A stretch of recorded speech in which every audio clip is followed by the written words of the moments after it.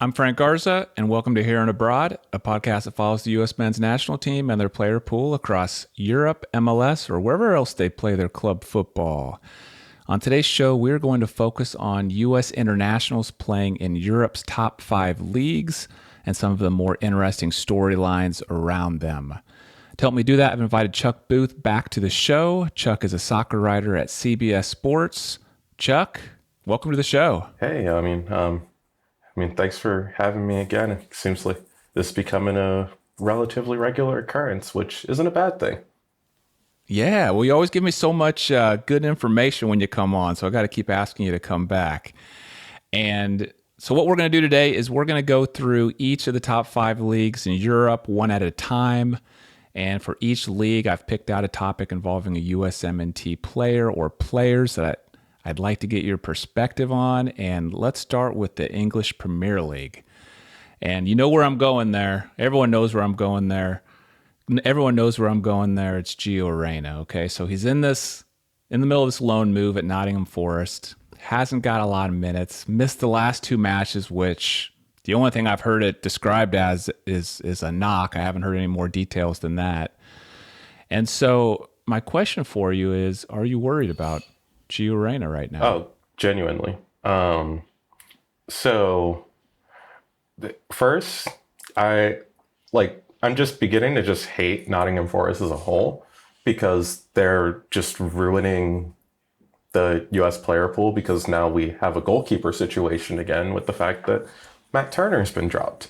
But the Gio Reyna problem is certainly a much bigger one because as we know, a motivated Gio Reyna is the most talented player in the U.S.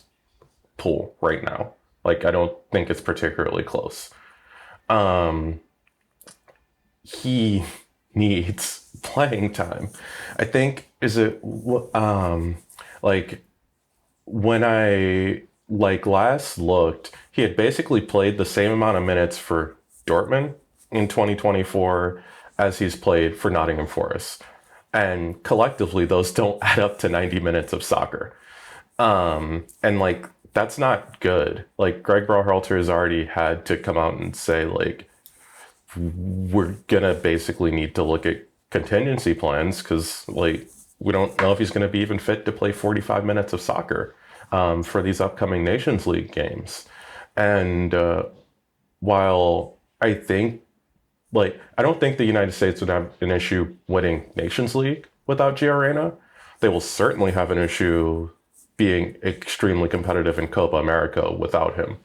And while I was already concerned just with the move to Nottingham Forest because it didn't make sense at all. They have a pretty dynamic attacking midfield already. Gio Reyna and Morgan Gibbs-White more or less want to do the same thing. And you're not going to take Morgan Gibbs-White off the pitch to accommodate Gio Reyna.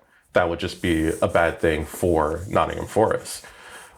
But we were close to a point with that January move where it felt like it would have honestly been better for Gio to stay at Dortmund until the summer because even though he still wasn't playing a lot, we kind of knew what his role was, and things just at least so far couldn't have worked out worse since his move to the Premier League. Yeah. Yeah, initially I wasn't too concerned. He was getting the, 20 minutes a match, which I thought was pretty normal for new player coming in. But then there was a match where I don't remember which one it was, but they were down and they were chasing a goal. They needed a goal towards the end of the game, and they didn't bring him on, or they brought him in really late. And I was like, well, that's the type of situation where maybe you would bring him in. And then shortly after that, he was just out of the lineup due to this knock, which I don't know if you've heard any more details about it, but I haven't heard one detail about what it is. Everything is just completely tight-lipped for us, and it is one of those things that just makes you wonder what's going on behind the scenes with his actual adjustment to the team, because as we talked about a little bit, those are the things that you just never see in these. And like when players go to Premier League clubs specifically as well, there's just a tendency for like all news, unless the team wants that news to get out, to just be shut off. Because like even with the move to Forest, I was hoping that he would end up playing so that I could request to actually talk to him. And like that's not a possibility if he doesn't step on the pitch. Yeah, and it looks at this point now, I believe there's just Forrest has one more match scheduled before the FIFA international break. And so we're not going to get to see, I mean, best case scenario, maybe he gets in there again for 20 minutes or so if he's past this injury, but we don't even know if that's going to happen. I mean, based on what now, what you're seeing now, I mean, what do you think his role will be at the Nations League semifinal match against Jamaica, I mean, especially? it's got to be coming off the bench. Like he just genuinely hasn't played enough soccer, and Jamaica is a dangerous enough opponent that like you can't book in a 45-minute sub against Jamaica. Like in a friendly, cool. Against like a lower tier CONCACAF team, like that's fine to use those games to like get him up to fitness. But like the priority here is winning the Nations League. And like if you're not having your best competitive 11 out there from minute one, you're just not taking this tournament seriously. Yeah. Yeah, it's hard to see him getting the start, especially with some of the other midfielders, playing so well, like Malik Tillman, who's playing Champions League, football right now. So I agree with you there. Let's switch over to Serie A next, and two players I'm not concerned about at all are Christian Pulisic and Weston McKennie and the seasons they're having at Milan and Juventus, but they each have an American teammate that maybe I'm a little bit more concerned about. Talking about Yunus Musa at Milan and Tim Weah at Juve. Both of those guys aren't getting nearly as many minutes, and it seems like they're even kind of heading in the opposite direction of where they were earlier in the season. So between those two, Musa and Weah, which of those two are you most concerned about? I I think that I'm probably most concerned about Weah. Just because like not only is he not getting the minutes, but he's also not getting the attacking returns either. And this is like playing on a pretty good Juventus team that realistically coming in even as a wingback, like you should theoretically have more than one assist on the season in the amount of minutes that he's played. I mean, you if you look at every other wingback on the team, just statistically, he's underperforming them all, and so there's a pretty fair reason as to why he's not getting that playing time. But especially when it comes to his role on the national team, and like it's a like one thing, yes, it's great that like he's one of the best players at like actually creating space for the rest of the attack in the front three, and generally one of the few players who will just is kind of just a danger to shoot and dribble from anywhere. But when like you're not getting any of those like attacking returns playing domestically, it always starts to wear on your confidence. And like we can't afford to have him second thinking his movements like on the wing, especially when you have people like Tillman, Brendan Aronson, even Gio Reyna that can come in and still provide options on the wing. Um, for Musa, the reason that I'm not particularly concerned is like he's kind of like he kind of needs this rough patch in his career because he is a player that in midfield does need to iron out his decision making. And like that decision making is part of why he's still getting limited playing time with Milan right now. And like that's fine because he's such a young player who still, I think this basically like his third season of like Big Five league soccer. Um, so like it's still just like important for him to get those reps, go through growing pains, and it hasn't seemed like there's anything where he's out of the picture for Milan. It's just this is again a good soccer team that has depth at his position, and if he wants to be a starter there, he has to like clean up his game to do it.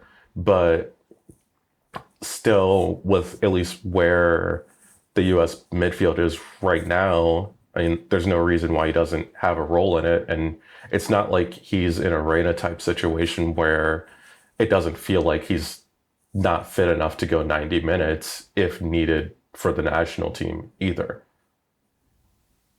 Yeah. Yeah, I still think it's, probably pretty good chance both of them will start, that match against Jamaica. I'm not too concerned about, either one of them at club level. You're not hearing like really much negativity from the clubs about either one of them. I know Musa, especially, they just see him as a young guy who has great potential, and I don't think they're really expecting a whole lot from him, this season. It was just he was having to play a lot more early on because of some injuries or whatnot. So I'm not terribly worried about either one of them, but it would be good to get to see them get some more minutes. And I don't know if it'll happen this season, but as we get into like next season, I'm hoping both of those players can kind of step up and have a bigger role with their respective For sure, and clubs. it is always about season two in these. I mean, for me, it just like kind of just comes down to I like with Wea being just more advanced in his career, I just expect more from him at club level than I do from Musa. Yeah. Yeah, I think Wea, he's one of those players. Every time I see him play for the USMNT, he's impressive. I love why he's one of my favorite players to watch. But he hasn't really been able to duplicate it at club level. I mean, Well, you yeah, think I mean, back to his time at it is Lille, fair he that he doesn't wasn't get to like getting play. I regular mean, minutes. it is fair that he doesn't actually get to play winger at club level. Yeah, that's true. And so, I mean, there is that just weird, like, I get that he has a high enough work rate and like does enough defensively to play wing back, but like he's not a wing back. Yeah, yeah. Well, we'll see. We'll see what happens with those two. And yeah, I think we're both kind of in the camp of like there's not a huge concern, with either of them right now. But we need to keep an eye on them. Let's talk about maybe a player who we're not worried about. I don't think either of us will be worried about, and that's in La Liga, Johnny Cardoso. I've just been really surprised at how quickly he's integrated himself into the team at Real Betis and the impact he's having already. I mean, have you been surprised at that? Oh, And what have you thought of his performance so yeah. I far? mean, I feel like, yeah. I feel like anyone who says that they aren't surprised at like how quickly he's become a starter there is like probably lying a little bit. Because it's like I like the move a lot because I mean we know Betis is a good development club. Manuel Pellegrini is a great coach to learn from, who has coached just an entire host of impressive midfielders over his career.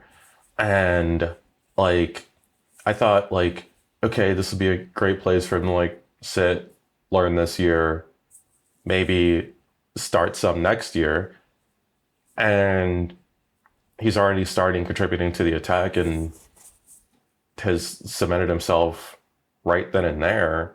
And it's much to a point where it it's gonna especially with the fact that Gio Reyna is not playing, it feels like almost an expectation that like against that game in that game against Jamaica that Johnny Cardoso has to be one of your midfield three. Yeah. Well, that was going to be my next question: is what role do you see him playing in the Nations League because of his good performances?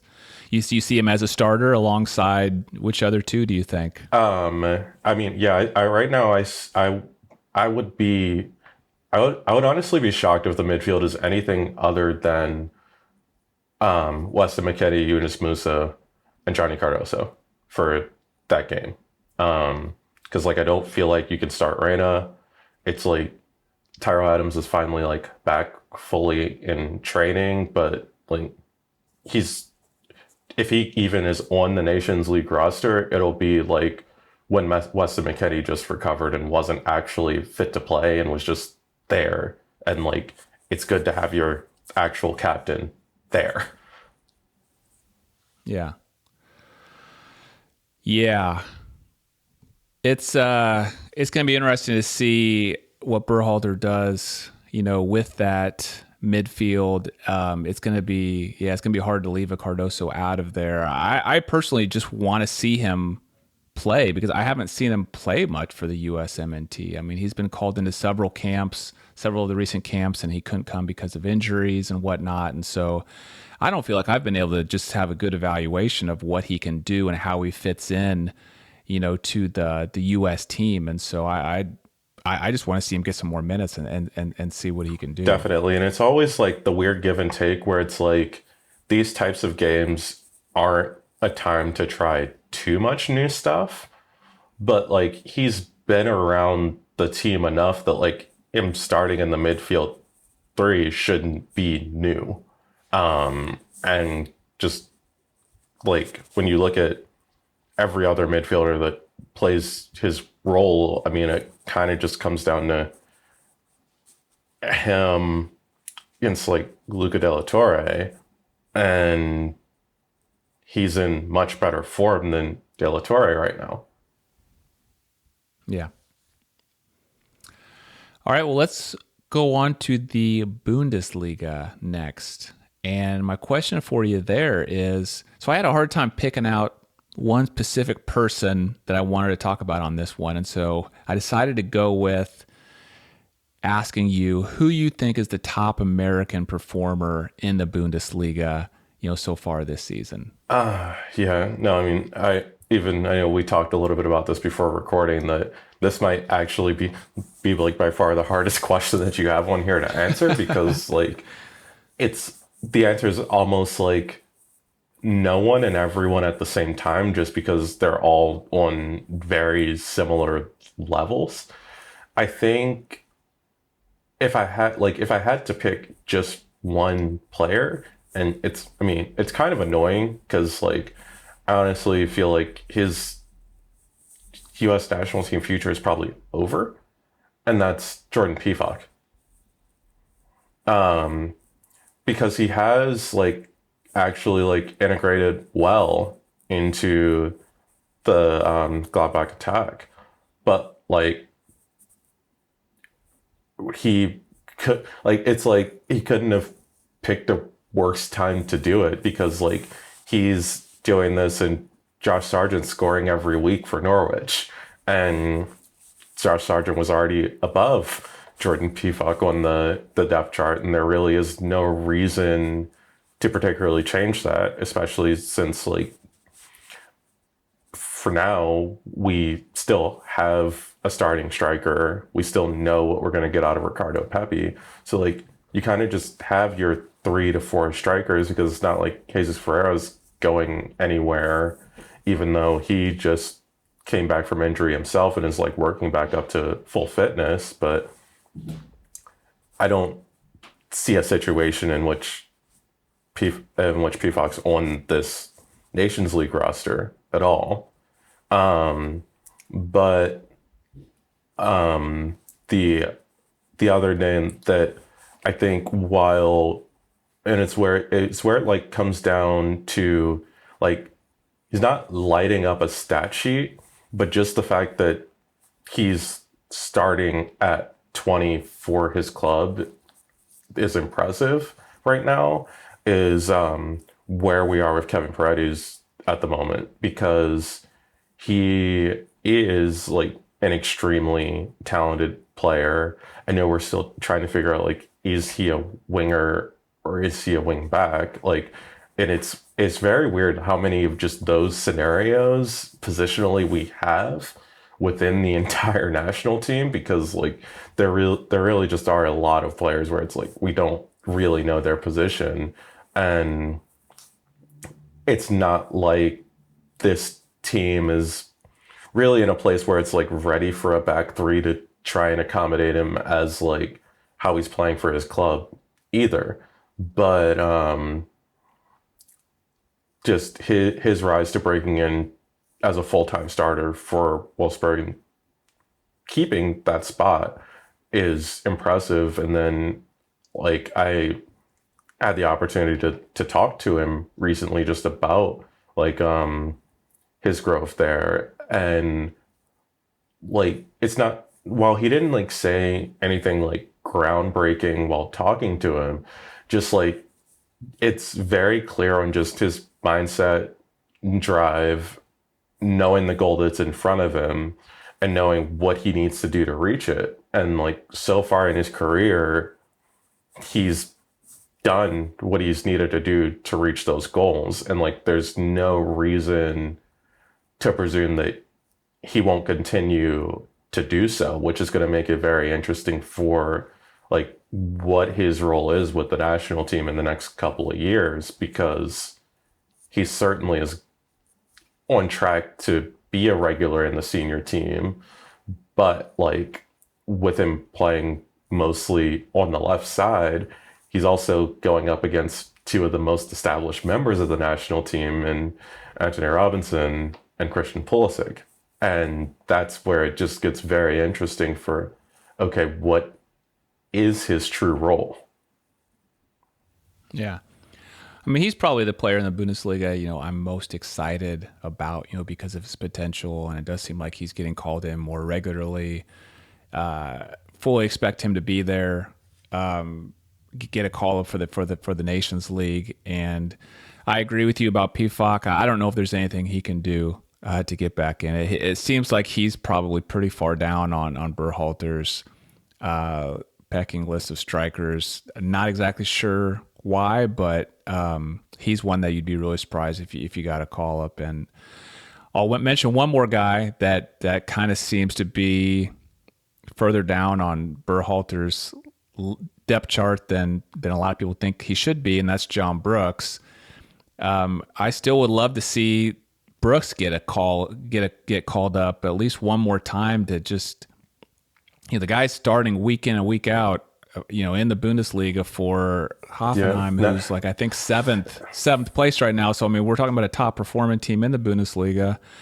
I'd love to just see him get one more chance and see what he can do at the very least, but he's another one that just Berhalter doesn't seem to. Yeah, and I mean his situation's interesting because like there is always the possibility that if just absolutely nothing is working, he pulls a Tim Ream and shows up out of nowhere and is the starter at Copa America. And I think that's really the only way that he makes it back into the pool.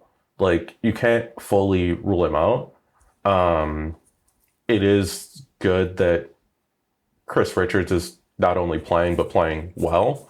So you would assume that he is also going to be a player that is starting in these Nations League games. I just in no way, shape, or form could tell you who he's starting next to right now, because it is really just figuring out who that second center back is.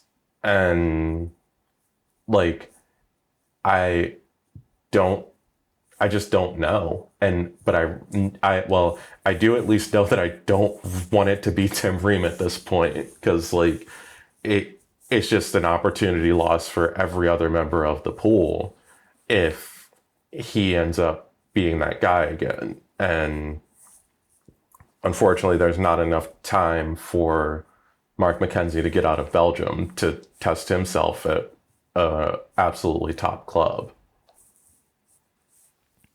Yeah, that center back position is always one that's interesting to watch because while the pool is I think mostly known who those 4, 5, 6 players are, who gets the start, who gets called in the roster, who gets the start is still kind of seems to be up in the air. So that's always interesting to watch. Let's go to our last league. Let's go to France, Ligue 1, and I want to ask you about Balogun. So here's a guy that he's getting the minutes, he's getting the starts, he's had some goals, he's missed all these penalties. It had a real up and down season, and I just want to ask, what your thoughts are on him, and is he close to losing his hold as the top striker for the USMNT? So, I mean, I think I don't think he's close to losing his hold as the top striker unless he just completely falls out of the picture at Monaco. And it does seem like Monaco at least wants to work with him through these struggles. I mean, I never want to see him take a penalty again, and that's fine. Like, he doesn't need to take penalties for the national team. We have our penalty taker for the national team. And like he I'd be more concerned if he wasn't scoring at all and also wasn't shooting. Like, he is trying, and it is just like that is all you can ask for. Like, strikers do just go on cold runs, and then next thing you know, you blink and they score 20 goals. Like, it's not like he statistically is an amazing finisher. Like, that's not the top of his game. It's really when it comes down to like his specific movement, being able to create space for himself to get shots because of being so balanced, and then just like Wea, creating space for the other players around him. Because we know, and you saw it literally immediately, this is a more dangerous team with Balogun on the pitch than without him on the pitch. And like as long as he's playing and like not just absolutely terrible, because like his performance is like lower than we would like it to be, but it is a step up to a larger team that, again, like how we talked about with Wei and Yunus Musa, it does take an adjustment even if he's still in the same league, because expectations are just completely different. Especially when it's like he's committed his long-term future to the team as well. So I wouldn't say that I'm worried about him yet. Now, if we're in like October and having the same discussion, that's when I'm worried. Yeah.